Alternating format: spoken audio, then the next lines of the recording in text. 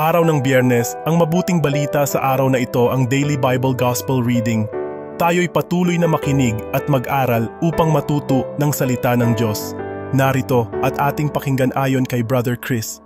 Sa Ebanghelyo ni San Lucas chapter 21 verse 29 to 33, ipinapakita ni Jesus ang isang mahalagang aral tungkol sa pagdating ng kaharian ng Diyos. Ginagamit niya ang halimbawa ng puno ng igos upang ilarawan ang pagdating ng panahon ng pag-aani. Una, kapag nagkakaroon ng mga dahon ng puno ng igos, alam ng mga tao na malapit na ang tag-init.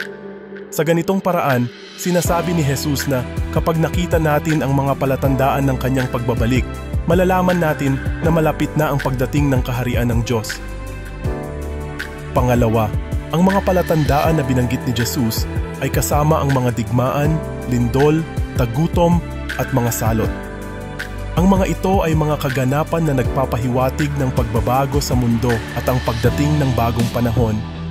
Pangatlo, ang pangunahing aral na gustong ipakita ni Jesus ay ang kahalagahan ng pagiging handa.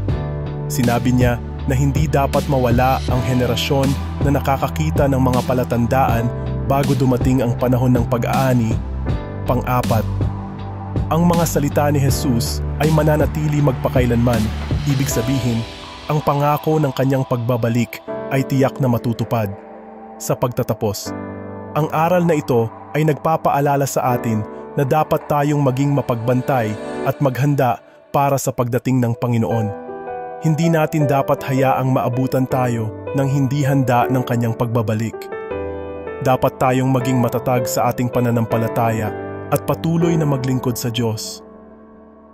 Thanks God nawa nagustuhan nyo ang video. Sa ngayon lang po nakapanood ng video ay follow nyo po si Brother Chris sa kanyang YouTube. Please subscribe at Bro Chris channel at follow sa kanyang Reels at like.